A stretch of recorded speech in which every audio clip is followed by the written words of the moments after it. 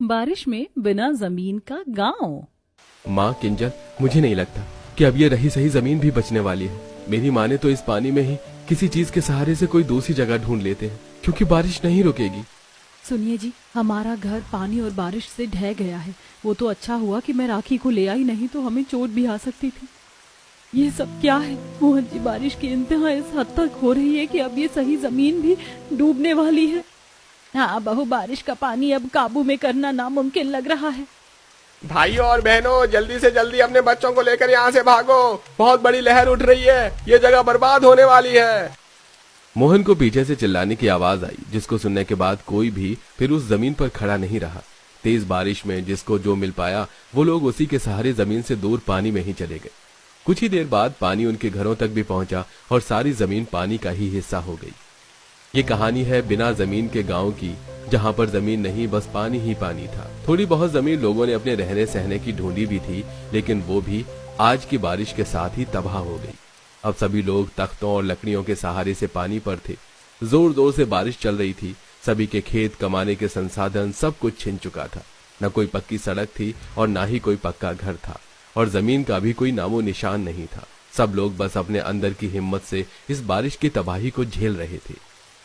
गंगा, अब हमें कहाँ पर ठिकाना मिलेगा? आज की बारिश तो उसी काली रात जैसी बारिश की तरह आई जो हम सभी के घरों को बहा कर ले गई। क्या पता कहाँ जगह मिलेगी? हो सकता है सरकार ही हमारे लिए कोई कदम उठा ले। क्या खाक कोई कदम उठेगा? हमारा गांव तो किसी गिनती में ही नहीं आता है, तो लोग बाग क्या ही कदम उठाएंगे। माँ, किंजल और बाकी सब, मेरे सुनने में आया है कि यहाँ से कुछ दूर पेड़ों के पास हमारी ही तरह और भी इंसान रहते हैं। चलिए वहाँ चलते हैं, हो सकता है कि हमारी कोई मदद ही हो जाए।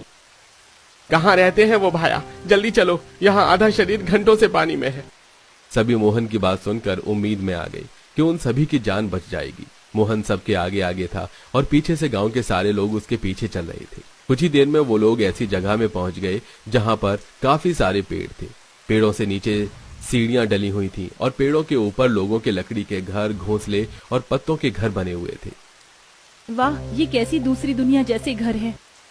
सुनिए, कोई है? अरे कोई है क्या? मदद कीजिए हमारी, हम बड़ी आस के साथ यहाँ आए हैं। अरे कौन है? और इतने सारे लोग? अरे सुनो भाइयों, देखो कोई मुसाफिर आए हैं मदद मांगने को। एक ही दम से सारे पेड़ घर वाले लोग सतर्क हो गए और उन सभी ने थोड़े थोड़े लोगों को अपने अपने घरों में बुला लिया। बारिश अभी भी आ रही थी, जिसकी वजह से उन सभी के घरों में भी टपका लगा हुआ था। ऊपर आने के बाद सभी लोग अपने घरों में बाहर की तरफ ही बैठ गए। और कौन है आप सब, और इस बंजर जगह कैसे पहुंच गए? हम इसी बिना जमीन वाली जगह के निवासी हैं। बड़ी मुश्किल से हम लोगों को यहाँ पर रहने को एक ऊंची और खाली जमीन मिली थी, जिस पर हमने अपना बसेरा बनाया। लेकिन किस्मत ने हमसे सब कुछ एक ही झटके में छीन लिया। आज की बारिश से नदियों का पानी इतना ऊपर आया कि हमारी जमीन डूब गई। मैं समझ सकता हूँ कि जमीन को खोने का दुख कैसा है। हम बदनसीबों को न जाने कब जमीन नसीब होगी।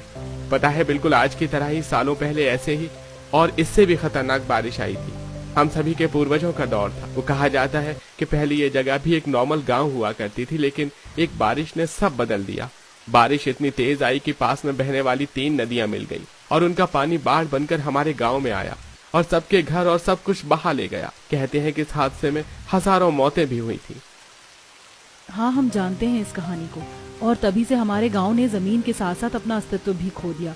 ना हमें किसी इलेक्शन, किसी भी चीज के लिए पूछा जाता है, ना इस जगह को गिना जाता है। पता नहीं हम लोगों की जिंदगी ऐसे ही गुजर जाएगी या कभी जमीन भी मिल पाएगी। वैसे आप लोगों ने तो अच्छा इंतजाम किया हुआ है रहने का। जिंदगी है, जिएंगे ही। वैसे अच्छा रहेगा कि आप लोग भी यहीं पेड़ों पर ही हमारी तरह घर बना लो। हम भी 8-10 परिवार यहाँ रहते हैं और आप भी इतने ही हो सकता है कि इतने लोगों को साथ देखकर किसी की नजर हम पर पड़ ही जाए। सोनाली की बात सभी को ठीक लगी। बस फिर क्या था, काली अंधेरी रात गुजर जाने के बाद जो सवेरा आया, तभी सभी ने अपने अपने पेड़ चुन लिए और वो लोग उन पर घर बनाने लगे। सुनिए जी, ये घोंसले जैसा घर बना लीजिए और ऊपर से पत्तों का छप्पर डाल लेना। पत्तों का घर बना ले बेटा, लकड़ी तो अब मिलेगी नहीं। माँ, मैं घर तो कागज से बनाऊंगा। सुबह सुबह मैं सफर करके कागज बाढ़ पर से लाया हूँ, लेकिन मैं सोच रहा हूँ कि एक दूसरे के घर जाने को रास्ते भी होने चाहिए। कैसा रहेगा अगर मैं पानी पर पुल बनाऊं? हाँ, सभी तो बस अपना अपना घर बनाने में लगे और तू समाज सुधारक की तरह अब भी बाकियों की ही फिक्र कर रहा है। पहले घर बना ले, उसके बाद सभी मिलकर रास्ता बनाना। सभी ऐसे ही घर बना रहे थे। बारिश हल्की हल्की रेगुलर आ ही रही थी। किसी ने पत्तों से घर बनाया तो किसी ने घोंसला। ऐसे में मोहन ने कागज और पत्तों का घर बनाया और रात के वक्त सभी ने काम रोक दिया। अरे नहीं, बारिश तो अब तेज हो रही है। सुनिए जी, रेगुलर पानी पड़ने से राखी को तो बुखार चढ़ रहा है। अब मैं क्या करूं? क्या बुखार हो रहा है? लो, इसे ये पत्ता उड़ा दो। हे भगवान। किंजल बहन, क्या हो गया? राखी बीमार है क्या? अगर तबीयत सही नहीं है तो उसे मेरे घर भेज दो। लकड़ी के घर में पानी कम पार हो रहा है। सोनाली ने किंजल को मदद दी। रात में किंजल राखी को सोनाली के घर ले गई और पानी न पड़ने से राखी का बुखार सुबह तक हल्का हो गया। ऐसे ही अब लगभग एक हफ्ता गुजर चुका था। इस एक हफ्ते में लोगों ने एक दूसरे के घरों में आने जाने को रास्ता बना दिया था। सभी के पास पेड़ घर थे, लेकिन बरसात के मौसम में बस सभी की आस यही थी कि उन्हें जमीन मिल जाए। आखिर कब तक पेड़ की पत्तियां खा खा कर गुजारा करना पड़ेगा? अरे हम भी तो इंसान हैं, अब नहीं खाया जाता है ये सब। जमीन नहीं है तो जमीन की अहमियत पता चल रही है। रोजाना टपके में सोना, सुबह उठकर जो मिल गया खा पी लेना। जिंदगी तो नरक से भी बदतर हो गई है। ना जाने कब हम लोगों पर किसी की रहम की नजर पड़ेगी। हमारे खुद के हाथ में तो कुछ है नहीं, अब तो बस भगवान ही कोई चमत्कार कर सकते हैं।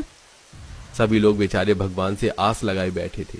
ऐसे ही सब जारी था। धीरे धीरे लोगों का उस जगह में दिल लगना शुरू सा हुआ था कि तभी एक रात फिर से भारी तूफान और बारिश आई। मोहन जी, देखो तो जरा, हमारा घर तो सारा खराब हो गया। अब हम क्या करें? माँ, मुझे बहुत ज्यादा डर लग रहा है। माँ, देखो, तुम लोग ज्यादा डरो नहीं, सब कुछ ठीक हो जाएगा। हाँ हाँ, डरो नहीं। अरे अब क्या ही ठीक होगा मोहन बेटा, लगता है कि आज जिंदगी का आखिरी दिन है। मन तो कर रहा है कि इस बाढ़ के पानी में ही कूद कर मर जाओ। ऐसी जिंदगी से तो ना होना अच्छा है। चुप कर सुचित्रा, बेकार की बात मत कर, हिम्मत रख। सभी ने ऐसे ही हिम्मत से रात से सुबह तक का सफर तय किया। सुबह में बारिश तो मंदी हो गई, लेकिन सभी के घर बर्बाद हो चुके थे। सभी के हौसले पस्त थे कि तभी तो अभी हम एक नदी के ऊपर से उड़ रहे हैं। यहाँ काफी पेड़ भी हैं और देखने से नहीं लगता कि कोई यहाँ रहता होगा, या शायद मुझे किसी की आवाज आ रही है। लगता है कि यहाँ कोई है। अचानक ही एक न्यूज वालों का हेलीकॉप्टर गांव वालों के ऊपर से उड़ा। उसे देखकर सभी ने मदद के लिए चिल्लाना शुरू कर दिया, जिसकी वजह से वो सभी नजर में आ गए। अब शायद हम लोगों को जमीन मिल जाएगी। हम यहाँ हैं, हमारी मदद करो। ये क्या? यहाँ देखिए, यहाँ तो लोग फंसे हुए हैं। चलिए इनकी मदद करते हैं। न्यूज गर्ल ने उन्हें लाइव दिखाया, जिसकी वजह से उन्हें देखने वाले लोगों ने सरकार से उन लोगों को बचाने पर दबाव दिया। कुछ ही देर बाद रेस्क्यू हेलीकॉप्टर आया, जो उन सभी को उड़ाकर जमीन पर ले गया। सभी लोग उन लोगों के पेड़ घर देखकर हैरान थे। बिना जमीन के गांव के लोगों ने जिंदगी से हारे हुए काफी लोगों को जीने की उम्मीद दी। अब बिना जमीन के गांव के लोगों के पास भी जमीन थी और अपना घर भी था, और अब सब कुछ सही हो चुका था। सरकार ने उनके सभी हालातों को देखकर उनकी मदद की। माँ, मेरी यूनिवर्सिटी से फीस का कुछ ज्यादा ही तकादा हो रहा है। आप एक काम करो, आप मेरी यूनिवर्सिटी की फीस भर दो। बाकी शादी की बात रही तो शादी कौन सा हमारे घर में ही है, चाचा जी के यहाँ शादी है। मैं वहाँ कुछ भी पहनकर चली जाऊंगी। बेटा, तू कितना सबके बारे में सोचती है। तू शादी में पुराने कपड़े पहनेगी? हाँ माँ, कोई नहीं, मैं पुराने पहनकर भी खुश हूँ। अभी ज्यादा जरूरी हम बहनों की यूनिवर्सिटी की फीस है। शादी में तो हम हल्के फुल्के तैयार होकर भी जच जाएंगे। क्यों दीदी? बिल्कुल भी नहीं। अरे चाची जी के घर शादी है, मतलब कि मैं मेन कैरेक्टर हुई और मैं खूब अच्छे से बनकर संवर कर जाऊंगी। मैं तैयार होने में जरा सा भी कॉम्प्रोमाइज नहीं करूंगी। माँ, आप मुझे अच्छे अच्छे कपड़े दिलवा कर लाना, और रही बात फीस की तो वो भी आपकी ही जिम्मेदारी है भरने की। मैं उसकी जरा भी टेंशन नहीं लूंगी। दीदी क्यों? आप किसी भी बात को नहीं समझती हो। हमारे हालात ऐसे नहीं हैं। बस स्वरा, मुझे तुझसे कोई ज्ञान नहीं चाहिए। मैं जानती हूँ कि मैं क्या कर रही हूँ। माँ, मुझे शादी के लिए भी कपड़े चाहिए और मेरी फीस भी भर देना। इन दो चीजों में कोई कॉम्प्रोमाइज नहीं करूंगी। वैसे भी यही तो दिन होते हैं जीने के। राजेश्वरी ने ऐसे बोलकर बात को खत्म कर दिया। राजेश्वरी और स्वरा दोनों बहनें थीं। दोनों के माँ बाप ही गरीब थे, लेकिन ऐसे में भी दोनों बहनों में काफी अंतर था। एक तरफ राजेश्वरी थी, जो कि बड़ी होने के बावजूद भी अपने घर की कोई परेशानी नहीं समझती थी। उसे हर चीज की डिमांड रहती और वो अपने माँ बाप की गरीबी को ध्यान में न रखते हुए कामों को करती थी। वहीं स्वरा उससे बिल्कुल उलट थी। वो अपने माँ बाप के हालातों को ध्यान में रखकर ही सभी काम किया करती थी। ऐसे ही सिलसिला जारी था और अब दोनों बहनों की शादी हो चुकी थी। राजेश्वरी को उसकी ख्वाहिशों और डिमांड्स के हिसाब से अमीर ससुराल मिला था और स्वरा की शादी गरीब परिवार में हो गई थी। अब दोनों बहनों के 2 बच्चे थे और उनके साथ उनकी जिंदगी गुजर रही थी। बच्चों, दिव्या, अरविंद, बेटा दोनों रेडी हो जाओ, तुम्हारे स्कूल की हॉलीडेज भी हो गई हैं ना। तो मैंने फैसला किया है कि हम लोग आज वाटर पार्क घूमने जाएंगे। अरे वाह माँ वाह, आप कितनी अच्छी हो। हाँ माँ, हम वाटर पार्क तो जा रहे हैं, लेकिन वहाँ जाकर हमें राइड में जाने से मना मत करना। हम जो करने को बोले वो हमें करने देना, समझ आया? ठीक है। राजेश्वरी अपने बच्चों के आगे कुछ नहीं बोली और उसने आहिस्ता से उनकी बात को मान लिया। वो उन दोनों को वाटर पार्क लेकर पहुंची, जहां तरह तरह की महंगी सस्ती राइड्स थी। माँ, मुझे इस पानी के रोलर कोस्टर में झूलना है, मुझे इसमें बैठाओ ना। अच्छा बेटा, ये भगवान 10,000 की 10 मिनट की राइड की टिकट क्या लूट मचा रखी है। इन दोनों को बैठाया तो मेरा पूरा 20,000 का कोटा हो जाएगा। नहीं नहीं बच्चों, कैसा रहेगा अगर तुम इस रोलर कोस्टर में ना बैठकर इस स्लाइड या फिर वाटर ट्रेन में बैठ जाओ। यहाँ याच भी है, वैसे भी ये रोलर कोस्टर तो बहुत खतरनाक है, उसमें तुम्हें मजा नहीं आएगा। माँ, ऐसा कुछ नहीं है, मुझे पता है आप हमें रोलर कोस्टर में इसलिए नहीं बैठा रही हो क्योंकि आपके पास इतने ज्यादा पैसे नहीं देने को होंगे। अरे माँ, आपको अगर यहाँ लाकर भी हमारी मनपसंद चीजों से हमें अलग ही रखना था तो लाती ही ना, क्यों लेकर आई? अरविंद ऐसे ही अपनी माँ से जुबान चलाने लगा, जिसकी वजह से वाटर पार्क के सभी लोग राजेश्वरी को घूर घूर कर देखने लगे। अच्छा बाबा, मुझे इतना मत सुनाओ। समझ गई, तुम दोनों का इस राइड में बैठने का बहुत मन है। ठीक है, जाओ बैठ जाओ। मेरा बजट बिगड़ गया, लेकिन क्या फर्क पड़ता है, इन बच्चों के लिए ही तो कमाया है इनके पापा ने। राजेश्वरी ने ऐसे सोचते हुए अपने दोनों बच्चों को उस महंगी राइड पर बिठा दिया और उन्हें उनकी मन मर्जी से मजे करवाए। एक तरफ राजेश्वरी के बच्चे थे जिनकी गर्मी की छुट्टियां उनके हिसाब से गुजर रही थी, तो वहीं दूसरी तरफ स्वरा अपने बच्चों की छुट्टियों में उनके साथ कुछ इस तरह थी। भाई, अब मेरी डॉल ना आपके पास आएगी तो आप इसको भगा देना, ठीक है बहन? बेचारे मेरे बच्चे, जब गर्मी की छुट्टियां होती तो हर बच्चा फरमाइश करता है कि उसे वहां जाना है, वहां जाना है, लेकिन एक तरफ मेरे बच्चे हैं, हालातों को देखकर अपनी ख्वाहिशों का गला घोट लेते हैं। माँ, ऐसा क्यों सोच रही हो? हम जानते हैं कि हम गरीब हैं और हमें आपके साथ रहना अच्छा लगता है। माँ, आपके पास हम आपको परेशान नहीं करना चाहते हैं। भाई ने सही कहा माँ, हमें कहीं भी नहीं जाना है, इसलिए आप चिंता मत करो। अपने बच्चों की बात सुनकर स्वरा बस मुस्कुरा दी। दोनों बहनों के बच्चों में यही अंतर था। एक तरफ स्वरा के बच्चे थे जो उसी की तरह समझदार और अपने घर के हालातों को समझने वाले थे, तो वहीं दूसरी तरफ राजेश्वरी के बच्चे थे जो उसकी तरह ही बदतमीज और कुछ भी सोचने समझने वाले नहीं थे। वो हर काम अपनी मर्जी से करवाते थे।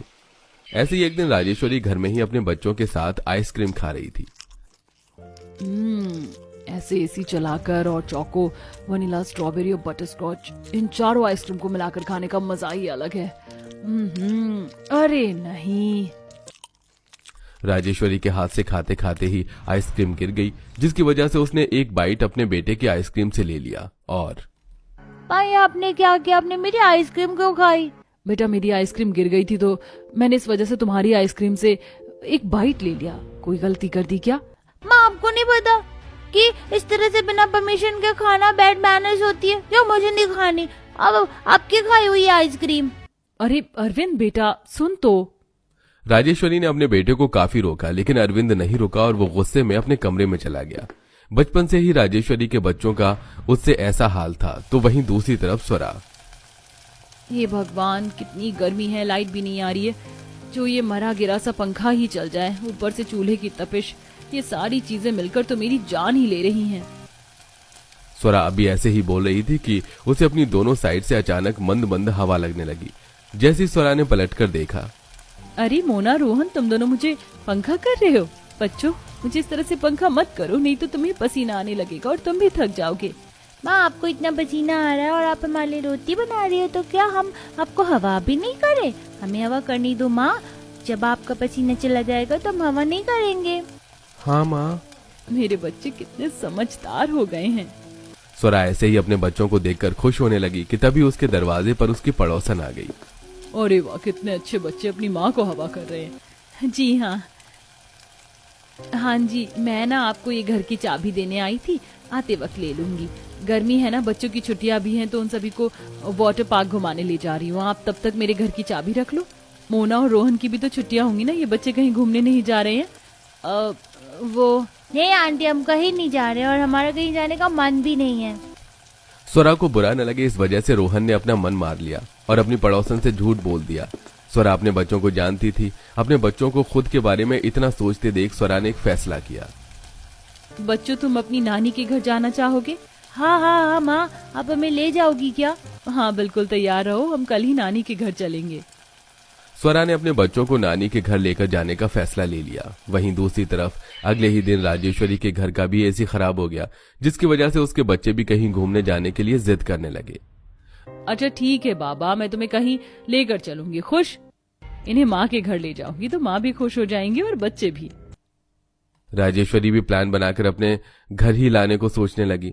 एक तरफ राजेश्वरी अपनी गाड़ी से अपने बच्चों को नानी के यहाँ ला रही थी, तो वहीं दूसरी तरफ स्वरा ऑटो से उन्हें अपने मायके लेकर पहुंची।